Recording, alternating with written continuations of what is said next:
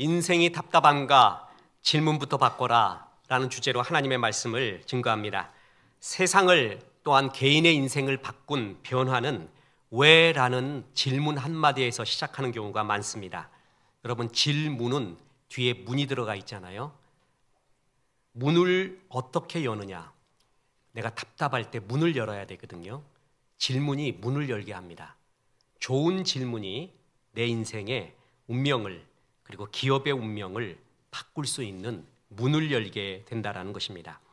그 질문이 하나님께 가까이 가는 질문인가 멀어지는 질문인가에 따라 삶의 방향이 달라집니다. 성경에 보면 최악의 질문을 던졌던 사람이 나옵니다. 가인입니다. 그리고 최상의 질문을 던졌던 사람이 나오는데 사도 바울입니다. 오늘 그 가인의 질문과 사도 바울의 질문을 대비하면서 우리가 어떤 질문을 던지며 주 앞에 서야 되는가, 어떻게 하나님께 달려가야 되는가, 주의 말씀을 살펴보고자 합니다. 오늘 첫째, 질문은 역사를 바꾸어 왔다라는 것이 첫 번째 교훈입니다. 뉴턴이 사과가 떨어지는 걸 보고 왜 사과는 아래로 떨어질까 질문한 것에서부터 만유인력의 법칙을 발견하면서 고전 물리학의 기초를 이루게 됩니다. 아인슈타인은 시간과 공간은 절대적인가 하는 질문을 던집니다. 이게 상대성 이론으로 이어져서 현대 물리학의 기초를 이루었고 GPS 기술 등 일상생활에서도 결정적인 영향을 미칩니다. 아인슈타인이 한 말 중에 유명한 말이 이것입니다.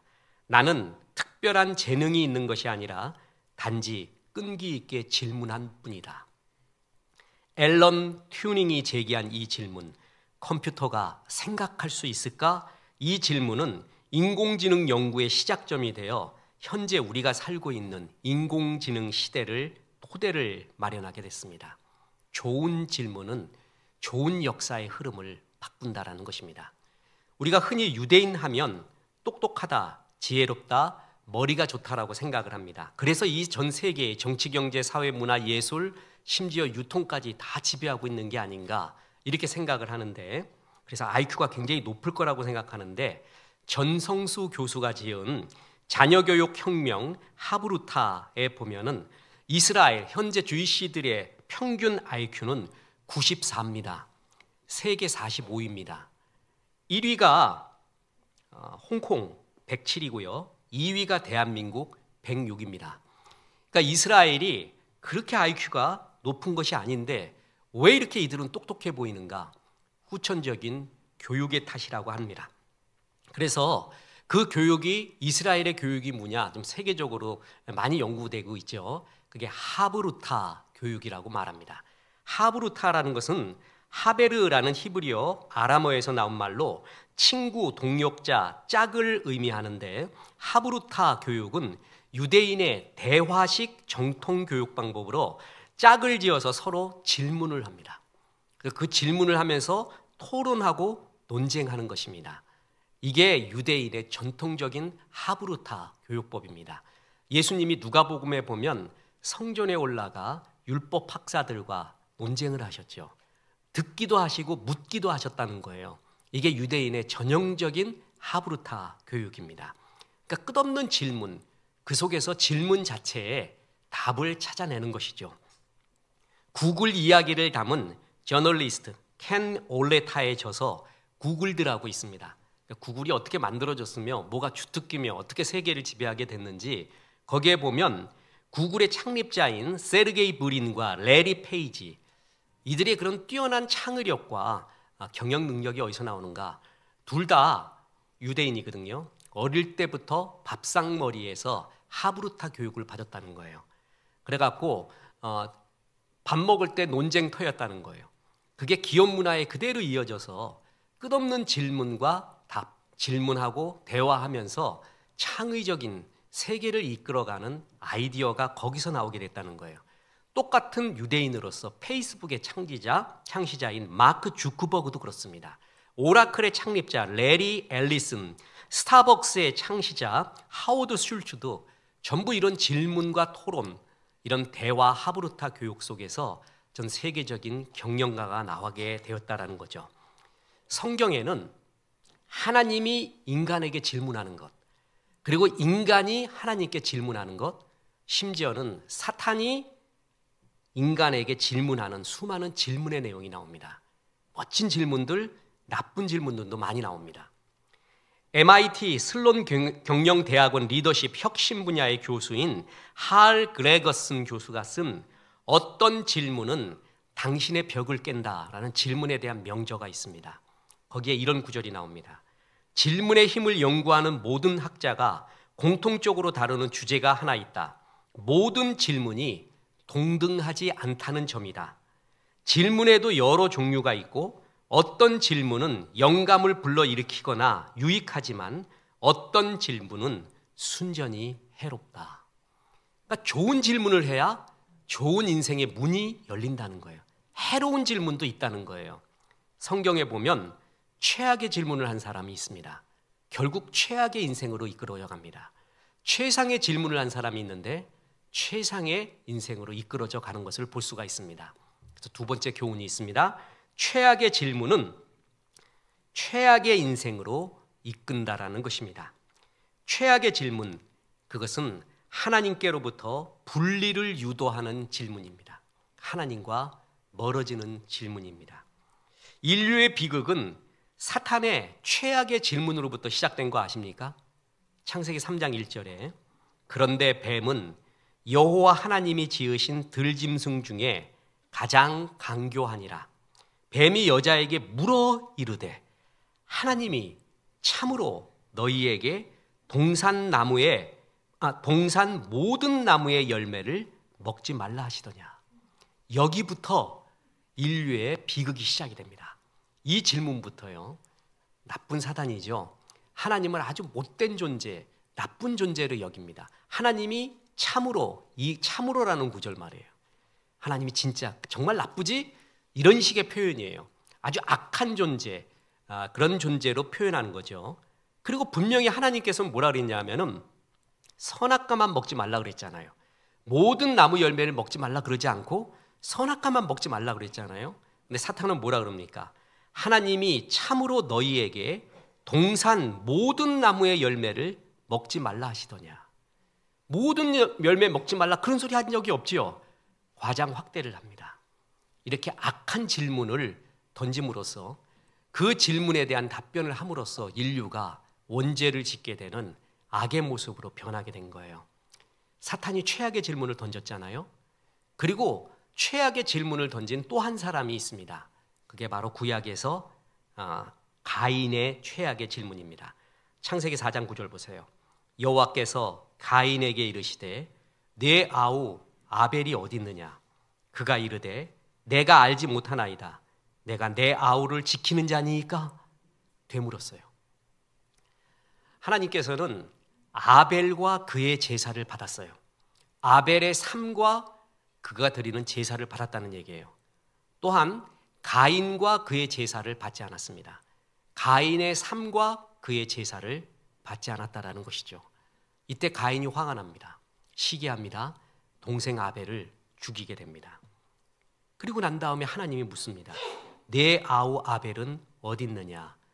가인은 대답하지 않고 되묻습니다. 내가 아우 지키는 사람입니까? 그건 내 일이 아닙니다. 이렇게 되물어버린 거예요. 이 질문을 제대로 알기 위해서는 하나님이 범죄한 아담에게 물으셨던 사건으로 다시 돌아가야 됩니다. 선악과를 먹었어요. 아담이 두려워 숨었습니다. 범죄한 사람들의 특징이 뭔지 아세요? 두려움에 항상 쫓긴다는 거예요. 두 번째, 하나님과 멀어진다는 겁니다. 그래서 숨었습니다. 그때 하나님이 아담에게 묻습니다. 창세기 3장 9절. 여호와 하나님이 아담을 부르시며 그에게 이르시되 네가 어디 있느냐. 이게 성경에 나오는 3대 질문 중에 하나입니다. 네가 어디 있느냐. 하나님이 아담의 위치를 몰라서 묻는 것이 아닙니다. 위치의 확인이 아니라 영혼의 자리를 묻는 간절한 음성이었습니다. 그리고 왜 그런 짓을 했냐 하는 정죄의 음성이 아니라 내게로 돌아오라 하는 사랑의 초대였습니다. 마찬가지입니다. 하나님은 다 아십니다. 가인이 아벨을 죽인 것을 알고 있습니다.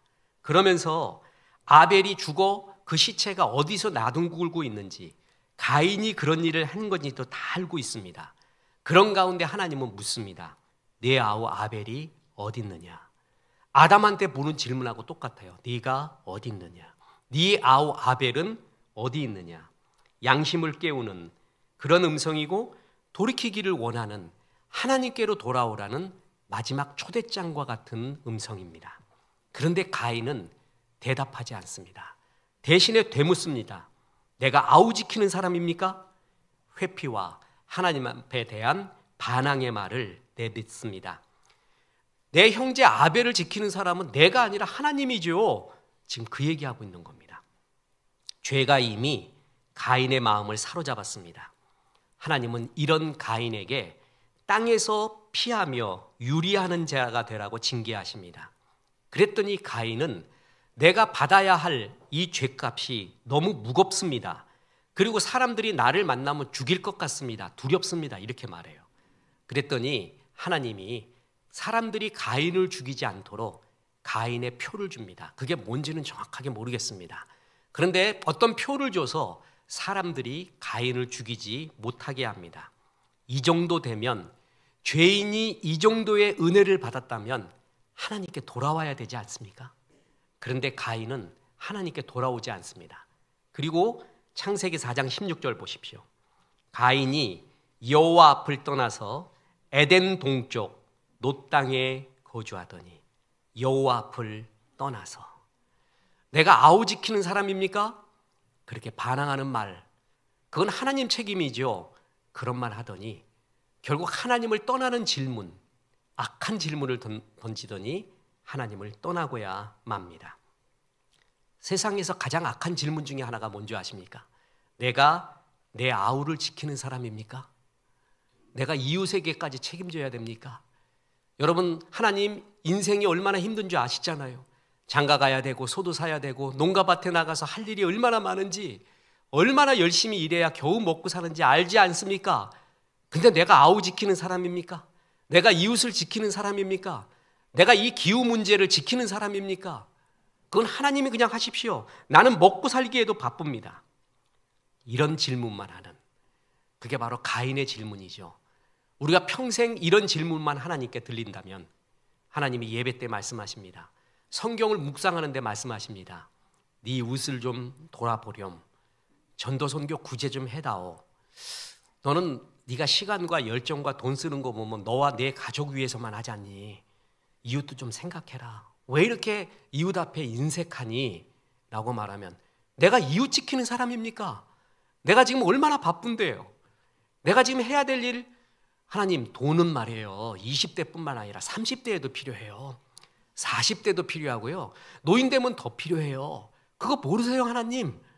할 일이 너무 많아요. 근데 내가 9가지 지키는 사람입니까? 늘 이런 마음으로 사는 사람이 가인 속에 사는 사람입니다. 아무 열매 없는 불쌍한 사람입니다. 보세요. 잠언 21장 13절에 귀를 막고 가난한 자가 부르짖는 소리를 듣지 아니하면 자기가 부르짖을 때에도 들을 자가 없으리라. 천사는 아주 예쁜, 남자인지 여자인지 모르는 그런 수려한 얼굴로 하고 흰 옷을 입고 광채를 내면서 날개를 펴고 우리에게 오지 않습니다. 하나님이 보낸 천사는 남루한 거지의 모습으로, 나의 도움을 필요한 모습으로 나에게 옵니다. 그에게 냉수 한 그릇이라도 대접한 것을 주님은 반드시 기억하겠다라고 말씀하고 있습니다. 그런데 그런 나의 도움이 필요한 자에게 귀를 막고 가난한 자의 부르짖는 소리를 듣지 아니하면 그대 네가 부르짖을 때에도 나도 이웃도 듣지 아니하리라. 어떨 때 내가 급할 때 기도하는데 왜 응답이 없는가? 이 구절에 의하면 내가 이웃 앞에 뭐 해서 그래요? 인색해서 그렇습니다. 이 구절에 의하면 그렇습니다. 그러면 하나님도 듣지 않겠다고 말합니다. 다윗이 결정적으로 세력과 힘을 얻게 된 계기가 있었습니다. 아둘람 굴로 사울 왕의 추적을 피해 도망갔죠. 그때 시대에 낮고 헐한 자들이 다 모여들었어요. 근데 아직 오합지졸이에요. 그거 갖고 세력을 얻은 게 아니에요. 그런데 그일라 마을 사건이 일어나게 됩니다. 그일라라는 지역이 있었는데 블레셋의 침공을 받게 되었습니다. 그것에 대한 책임은 사울 왕한테 있습니다. 사울 왕이 블레셋을 막아줬어야 되죠. 근데 사울 왕의 정신은 온통 다윗을 죽이는데 온통 정신을 집중하고 있었습니다. 하나님이 주신 모든 힘을 거기에 쓰고 있었던 거죠. 그때 다윗이 그일라를 도와줘야 되는가 아닌가 하나님 앞에 간절히 묻고 또 묻습니다. 참모들이 반대합니다. 두 가지 이유입니다. 그일라를 도와주러 우리가 군사를 일으키면 우리의 위치가 노출되지 않습니까? 사울 왕이 금방 와갖고 우리를 추적해서 죽일 겁니다. 둘째, 아둘람에 모인 우리들은 오합지졸입니다. 싸워본 경험이 없습니다. 어떻게 저 막강한 철기 문명에 블레셋을 이길 수 있습니까? 이거는 되지 않은 전투입니다. 왕이 아니죠. 다윗이요. 이순신 장군 모릅니까? 이순신은 이기는 전쟁만 했습니다. 그래서 24전 24승입니다. 이거는 100전 100패의 전쟁입니다. 그때 다윗이 결단을 합니다. 이것은 하나님의 뜻이고 도와줘야 된다. 리더는 정말 선택에서 뼈를 깎는 기도를 해야 되잖아요. 그래서 그일라를 도와주게 됩니다. 그래서 하나님의 은혜로 승리를 거둡니다. 그때부터 다윗이 명성과 세력을 얻기 시작합니다. 가축과 군량미를 조달받습니다. 원래 보통 전쟁 치르고 나면 병력을 잃어야 되는데 군사가 600명으로 늘어나게 됩니다. 그리고 결정적인 게 민심이 다윗에게로 완전히 돌아옵니다.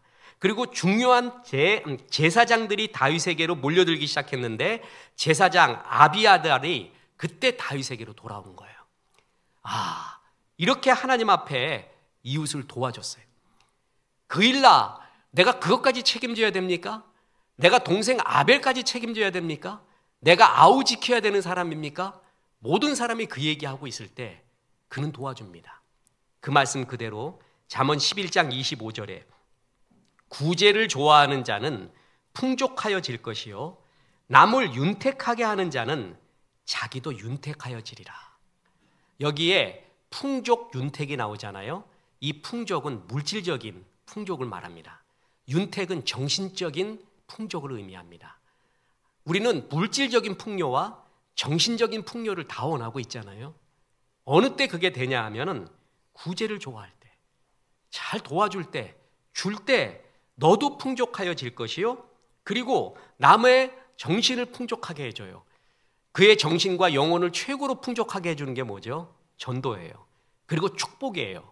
그럴 때 네 정신이 뭐라고요? 윤택해지리라. 전부 줄 때 나타나는 일입니다. 내가 내 아우 지키는 사람입니까? 그러고 앉아있는 사람한테 보여주는 축복이 아니라는 것이죠. 내가 내 아우 지키는 사람입니까? 계속 그 의식 속에 살고 있으면서 주의 축복을 받으려고 하면 그것은 굉장히 모순이죠.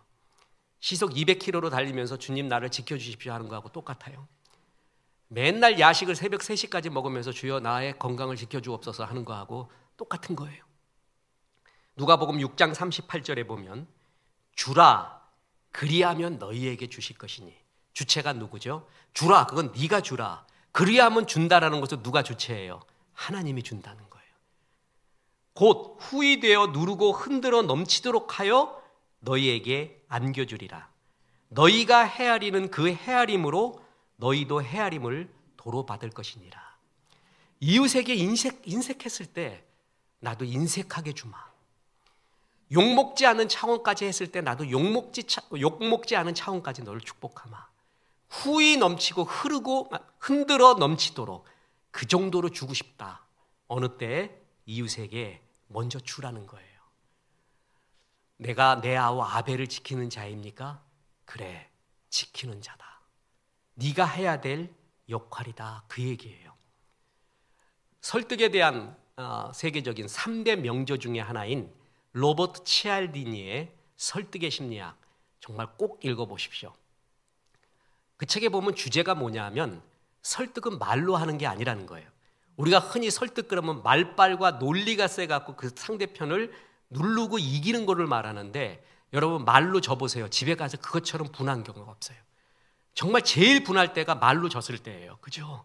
내가 말빨이 없어갖고 그건 말만 잘해갖고 억울해 죽겠다고 이를 갈지 설득된 게 아니에요. 그러니까 설득에서 제일 중요한 건 말이 아니라는 거예요. 뭐냐 하면 먼저 주라는 거예요. 그래서 항상 그가 나에게 고마움과 감사를 느끼게 해라. 그게 설득이라는 거예요. 그게. 그러니까 설득에서 최고는 내가 먼저 마음껏 줘서 그를 풍요롭게 해주고 난 다음에 그때 말을 할 때 그게 설득되고 이해가 되는 것이지 말의 논리로 이기라는 게 아니에요. 그게 설득의 심리학에 나오는 전체 중요한 주제입니다. 내가 내 아우 아벨을 지키는 자니까 하나님께 돌아오지도 않고 또한 이웃을 돌보지도 않는 최악의 질문. 우리가 나이 들어서도 아직도 그런 의식 속에 있다면 우리는 가인의 삶 속에 있다고 볼 수 있습니다. 하나님이 기뻐하지 않는 삶입니다. 그러면 끝으로 최고는 뭔가? 최상의 질문은 최상의 인생을 부른다라는 것입니다. 최상의 질문이 무엇인가? 하나님의 뜻을 구하는 질문입니다. 바울이 신구약 성경을 통틀어서 정말 멋진 질문 두 가지를 던집니다. 보세요. 사도행전 22장 6절. 가는 중 다메섹에 가까이 갔을 때 오정쯤 되어 호련히 하늘로부터 큰 빛이 나를 둘러 비치매 내가 땅에 엎드러져서 들으니 소리 있어 이르되 사울아 사울아 내가 왜 나를 박해하느냐 하시거늘 내가 대답하되 주님 누구시니까 하니 이르시되 나는 네가 박해하는 나사렛 예수라 하시더라. 바울도 처음에는 예수 그리스도 믿는 사람 죽이던 자였습니다. 그 아름다운 신앙인 스데반이 돌려 맞아 죽을 때 옆에 있었지요. 회심의 미소를 지으면서 잘 죽었다라고 생각했던 사람입니다. 그런데 다메섹으로 또 갑니다. 왜 가냐 하면은 거기서도 예수 믿는 사람 때려잡으려고 가는 길이었습니다. 그때 주님의 전격적인 은혜로 사울을 찾아옵니다. 빛으로 찾아오고 음성으로 찾아오고 사랑으로 찾아왔습니다. 그러면서 하나님께서 묻습니다. 사울아 사울아 네가 왜 나를 박해하느냐. 그 순간에 바울은 자기의 인생을 변화시키는 결정적인 두 가지 질문을 던집니다. 하나는 나한테 이 말을 하는 주님은 누구십니까? 두 번째, 나는 무엇을 하면 좋겠습니까? 하나는 존재, 정체성에 대한 질문이고 또 하나는 사명에 대한 질문입니다. 이 두 가지 질문으로 사울은 그리스도 역사상 가장 위대한 사도 바울이 되었습니다. 죽이던 사람이 살리던 사람이 되고 율법에 따르던 사람이 은혜를 따르는 사람이 됩니다. 성경에 나오는 최고의 질문, 주님 누구시니까? 주님 내가 무엇을 하리이까? 주님 당신은 누구십니까? 이거는 정체성, 존재에 대한 질문입니다. 다시 사도행전 22장 7절 보십시오. 내가 땅에 엎드러져 들으니 소리 있어 이르되 사울아 사울아 내가 왜 나를 박해하느냐 하시거늘 내가 대답하되 주님 누구시니까 하니 이르시되 나는 네가 박해하는 나사렛 예수라 하시더라. 주님 누구십니까? 나를 이 땅에 태어나게 하신 지금 말씀하시는 하나님이 누구십니까? 하나님에 대한 질문, 그리고 나는 누굽니까? 하는 존재 정체성에 대한 질문입니다. 여러분 이것이 최고의 질문입니다. 여기부터 시작을 합니다. 우리 인생에서도 최고의 질문이 그겁니다. 나는 누구인가? 왜 태어났는가? 어디서 와서 어디로 가는가? 나를 부르신 이가 이 땅에 태어나고 보내신 이가 누구인가? 이 질문이 최고의 질문입니다. 목사님 그 질문은 답답한데요. 지금 먹고 사는 게 바빠 죽겠는데 그 배부른 사람이나 하는 질문이죠. 그게 마귀의 노림수입니다. 존재에 대한 질문이 강할수록 현실도 강해집니다. 현실에 이겨가는 거예요. 존재가 안정이 되잖아요. 그러면 떨어지지가 않습니다. 마린반도를 연결하는 골든게이트, 미국의 골든게이트, 금문교, 노을 질 때쯤면 진짜 황금다리로 변한다는 금문교 말이에요. 처음에는 수많은 사람이 그걸 지을 때 떨어져 죽었습니다. 그래서 업체에서 어떻게 했냐면 그 밑에다가 그물을 깔았어요. 떨어져도 안 죽는다는 그물을 깔았어요. 그랬더니 일하는 분들이 그걸 설치하고 난 다음에 진짜 떨어지지 않았습니다. 거의 떨어지지 않았습니다. 나는 떨어져도 뭐라고요? 죽지 않는다라는 존재의 확신이 있으니까 현실 속에서도 안 떨어지는 거예요. 그런데 난 떨어지면 죽는다라는 존재의 불안이 있잖아요. 그러면 현실에서 진짜 떨어지는 거예요. 현실에 승리하기 위해서 정말 필요한 게 뭐냐면 내 존재에 대한 확신이에요. 안정감이에요. 나는 합력하여 선을 이룰 거야. 생명의 성령의 법이 나를 인도하고 있어. 모든 문제보다 하나님, 나를 부르신 하나님의 은혜가 더 크지. 난 그걸 믿어. 라는 존재의 확신이 현실에서도 승리를 가져온다는 거예요. 그래서 여러분, 고난의 때일수록 하나님이 누구인가를 더욱더 봐야 됩니다. 하나님이 누군가를 자꾸 보면 볼수록 내 달려갈 길도 보이고 안정감이 들어요. 존 칼빈이 기독교 강요라는 그 두꺼운 책들을 썼는데 말이에요. 거기에 신론, 하나님론은 이만큼이에요. 근데 인간론은 요만큼이에요. 원래 휴머니스트들은 인간론을 이만큼 쓰거든요. 그리고 신론은 요만큼 써요. 근데 반대로 칼빈은 신론을 이만큼 쓰고 인간론을 요만큼 써요. 왜 그런지 아세요? 하나님을 많이 알면, 깊이 알고 알수록 나를 안다는 거예요. 하나님 알면 나를 아는 거예요. 왜냐하면 나는 누구의 형상대로 지음받았죠? 하나님의 형상대로 지음받았어요. 그래서 나를 알기 위해서는 아무리 내가 거울 보고 연구해봤자 주름만 보여, 주름만. 못생긴 놈만 거기서 같이 쳐다보고 있어요. 답 없는 사람이 거기 서 있는 거예요. 하나님을 보면 볼수록 내가 보인다는 거예요. 왜냐하면 나는 나같이 만들지 않고 하나님같이 만들어졌어요. 그래서 하나님을 깊이 알면 알수록 내 존재가, 내 달려갈 길이 보인다라는 것이에요. 그래서 주님 누구십니까? 하나님에 대해 깊이 알아야 됩니다. 그럴 때일수록 안정감이 들고 자신감이 듭니다. 하나님에 대해 깊이 알 수 있는 제일 좋은 것이 뭐예요? 성경 공부예요. 성경 공부 같은 걸 할 때요, 하나님에 대해 깊이 묵상하는 거예요.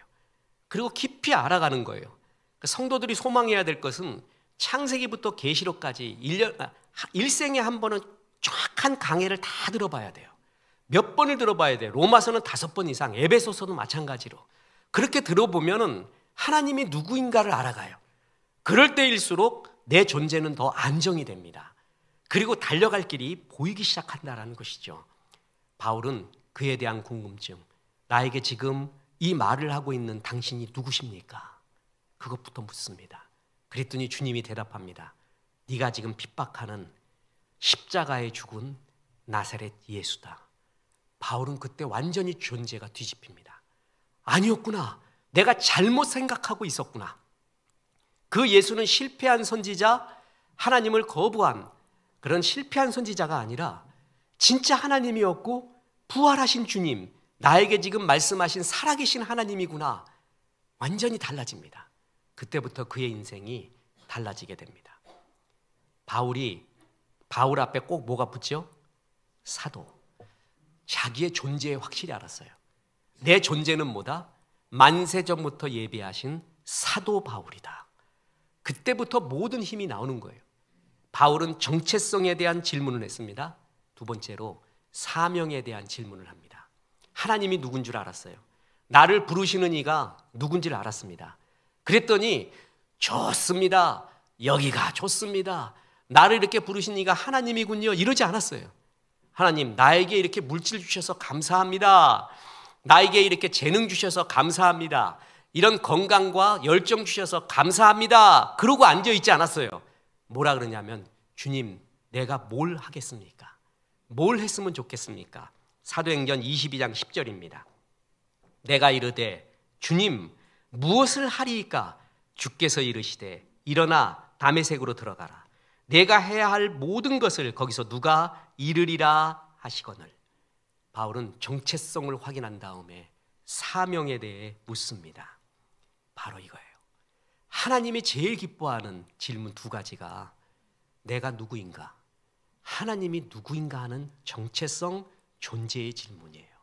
또 하나가 내가 무엇을 하리이까 하는 사명에 대한 질문이에요. 이것이 최상의 질문이고 이 질문을 한 사람에게 최상의 인생을 열어줍니다. 가인의 질문은 하나님을 떠나게 하는 최악의 질문이었습니다. 바울의 질문은 하나님을 초대하고 하나님의 방향으로 살고자 하는 최상의 질문이었습니다. 우리 인생이 아직도 하나님이 기뻐하는 질문을 하지 않고 어떻게 하면 또 더 잘 먹을까? 어떻게 하면 내 명예가 더 떵떵거릴까? 어떻게 하면 내 이름이 더 날까? 어떻게 하면 좋습니까? 하는 그런 질문만 한다면은 우리는 여전히 유치한 그리고 가인의 굴레에 있는 것입니다. 흔히 독서하는 사람들이요, 제일 좋은 책이 무엇이냐 하면 독서가들이 이런 표현을 씁니다. 창의력과 상상력을 자극하는 책이 제일 좋대요. 사진가한테 물어봤습니다. 어떤 사진이 제일 좋습니까? 상상력과 창의력을 일으키는 그런 사진이 최고래요. 진짜 그래요. 어떤 글을 보잖아요. 그러면 글을 읽는 순간 무한한 상상, 창의력의 세계로 들어가요. 영상을 봐도 굉장히 상상을 일으키는 영상, 굉장히 좋은 영상이 있어요. 여러분, 그 옛날에 빈 폴이라는 그 CF가 있었습니다. 옆에 바다가 있고요. 어떤 저 하늘로 난 길 같은데 멋진 사람이 그 빈폴 그 자전거 있잖아요. 그걸 타고 쫙 가는 장면이야. 파란 옷 입고 그 상징적인. 와, 저 끝에 뭐가 있을까? 진짜 끝이 안 보이는 그 길을 진짜 그거는 CG 컴퓨터로 만든 그래픽이 아니라 진짜였어요. 아날로그. 옆에 바다가 쭉 옆에 있고 그 논두렁 같은 길이 있고 거기에 자전거를 타고 가는 거예요. 내가 거길 가봤잖아. 그래갖고 내가 증도예요. 증도. 증도인데 내가 직접 가봤어요. 난 여긴 가봐야 된다. 오죽했으면 그러겠어요. 저 끝에 뭐가 있을까? 가봤더니 그냥 마을이 있어요. 편의점이 있고. 그런데 난 그걸 보는 순간에 무한한 상상력, 가보고 싶다. 창의력, 저 끝에 뭐가 있을까? 이걸 일으켜요. 그런 책과 영상, 그런 사진이 좋다는 거예요. 맞아요. 근데 안 그렇습니다. 더 좋은 책이 뭔지 아세요? 존재를 묻는 책이에요. 내 존재. 지도는 뭐냐 하면 내가 지금 있는 위치, 내가 가야 될 위치까지 말해주는 게 지도예요. 지도 같은 책이 있거든요. 너는 지금 여기에 있어. 너는 지금 이런 상황에 있어. 그것은 옳지 않아. 너는 이 길로 가야 돼. 하는 존재를 가르쳐주고 가는 길을 가르쳐주는 그런 지도 같은 책. 존재의 물음을 일으키는 책이 상상력과 창의력을 주는 책보다 훨 좋은 책입니다. 아, 내가 이렇게 살아서는 안 되지. 내가 정말 결산의 날이 있지. 이런 걸 불러일으키는 하나님이 성도들에게 이것을 불러일으키기 위해 주는 것이 바로 고난을 허용하는 것입니다. 고난 받잖아요. 그러면 전에 잘 먹고 잘 사는 것도 중요하지만 내가 누군가를 묻습니다.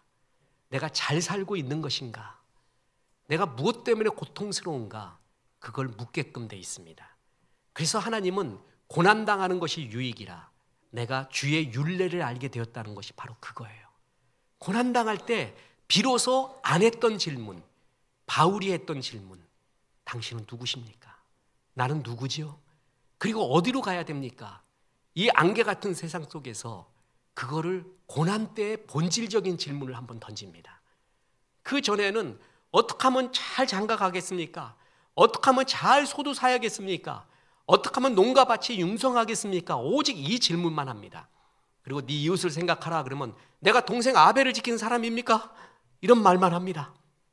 그러다가 고난당하고 나면은 바울의 질문으로 돌아옵니다. 특히 여러분 인생 후반전이 되잖아요. 그러면 가인의 질문 속에 살면 안 됩니다. 후반전에도 역시 어려워요. 사는 것은 다 어렵습니다. 돈도 없고요. 그리고 명예도 없고요. 아무것도 없고 이제는 후반전에는 건강마저도 좀 삐걱거리는 경우도 많아요. 이럴 때일수록 더 존재를 생각하고 결산의 날을 생각해야 됩니다. 이때도 하나님께 영광 돌릴 수 있는 길이 있습니다. 바울은 두 가지가 자기를 이끌어왔어요. 주님 만났잖아요. 그래서 자기는 사도 바울이래. 나는 누구냐 하면 하나님이 부르신 바울이래요. 자기 존재의 정체성에 대해 늘 말해요. 나 사도된 바울은 만세전부터 작정하셔서 하나님이 택하신 나 사도 바울은 먼저 존재에 대해 말해요. 로마서, 에베소서, 갈라디아서도 우리의 존재에 대해서 말하고 그러므로 이렇게 살아라. 그 다음에 사명을 말하잖아요. 존재를 늘 말해요.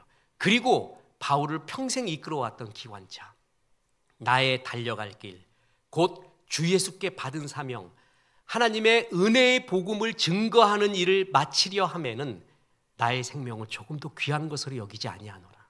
나는 사도 바울이거든. 그리고 하나님이 나에게 주신 사명, 내가 다메섹에서 주님한테 물었지. 주님, 내가 무엇을 하리이까? 그래, 너의 달려갈 길, 주 예수께 받은 사명이 있는데 그것은 하나님의 은혜의 복음을 증거하는 것, 그게 너의 달려갈 길이지 않니? 그는 이 두 개를 확실하게 알았습니다. 나는 사도 바울이야.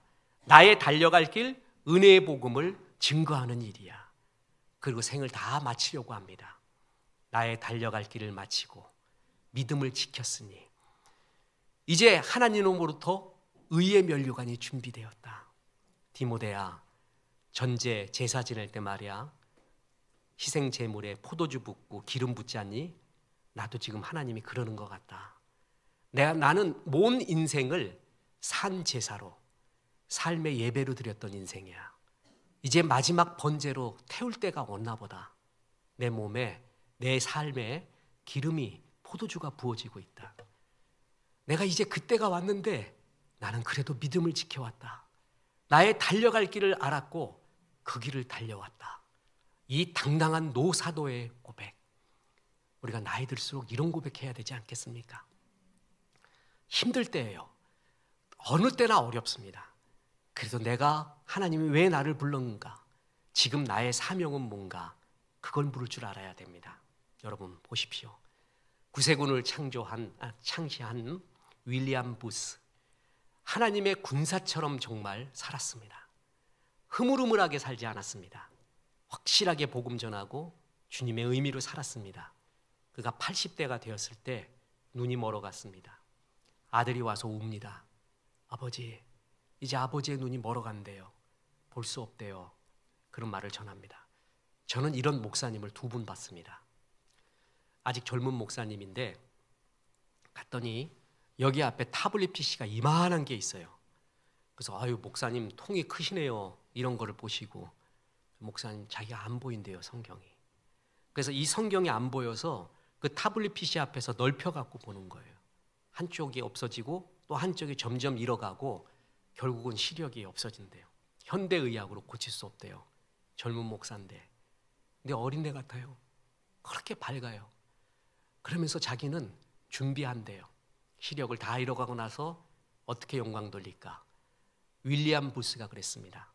아들이 울자 구세군 윌리엄 부스 목사님이 이렇게 말합니다. 아들아, 이제껏 나는 2눈 다 뜨고 하나님께 영광 돌렸는데 이제는 이렇게 물어야겠구나.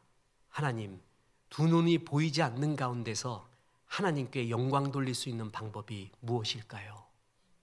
그걸 가르쳐 달라고 묻겠다. 정말 아름다운 믿음의 사람 아닙니까? 어찌하여 나를 이렇게 만드셨습니까? 내가 뭘 잘못했다고? 우리는 이런 질문합니다. 저 사람은 나보다도 더 잘못했는데 저 사람은 멀쩡하고 왜 나만 이렇습니까? 당연히 하죠. 때로 그런 질문합니다. 근데 더 큰 질문이 있어요. 주님, 알지 못하겠지만 지금 하나님 어떻게 영광 돌리면 좋겠습니까? 내가 어떻게 살면 좋겠습니까? 그게 바울의 질문입니다. 나는 누구입니까? 나를 부르신 이가 누구시고 내가 해야 될 일, 주여 내가 무엇을 하리이까? 지금 이 상황에서도 하나님께 돌릴 영광이 무엇입니까? 그걸 묻는 자에게 가르쳐 주십니다. 그리고 그 삶을 정말 풍요롭게 주께서 인도하실 것입니다. 후반전이 될수록, 고난이 다가올수록 이런 바울의 질문을 많이 하십시오. 그 질문 속에 우리가 나갈 문이 열리게 될 것입니다. 우리나라에는 새로운 대통령과 새로운 강요들을 뽑게 되었습니다. 이들이 좋은 질문을 하도록 우리가 기도해야 됩니다. 나의 권력을 어찌하면 더 유지할 수 있을까? 나의 권력을 어떻게 하면 더 강화할 수 있을까? 이런 질문만 계속 던진다면 나라의 희망은 없을 것입니다. 이런 질문을 해야 됩니다. 솔로몬이 하나님께 했던 질문입니다. 열왕기상 3장 9절에 누가 주의 이 많은 백성을 재판할 수 있사오리이까?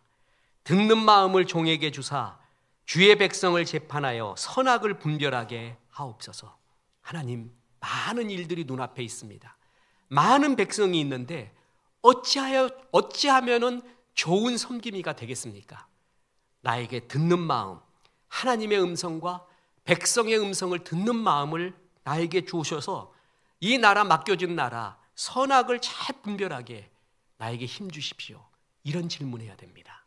하나님, 이들을 어떻게 하면 잘 이끌 수 있도록, 어떻게 하면 잘 섬길 수 있겠습니까?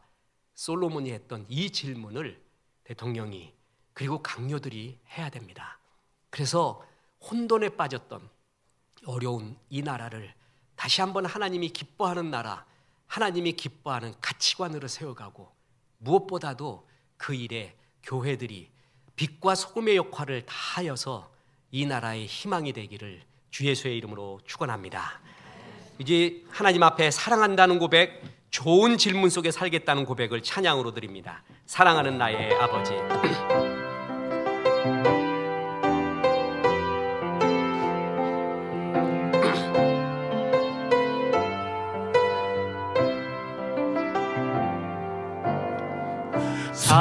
사랑하는 나의 아버지, 이름 높여드립니다.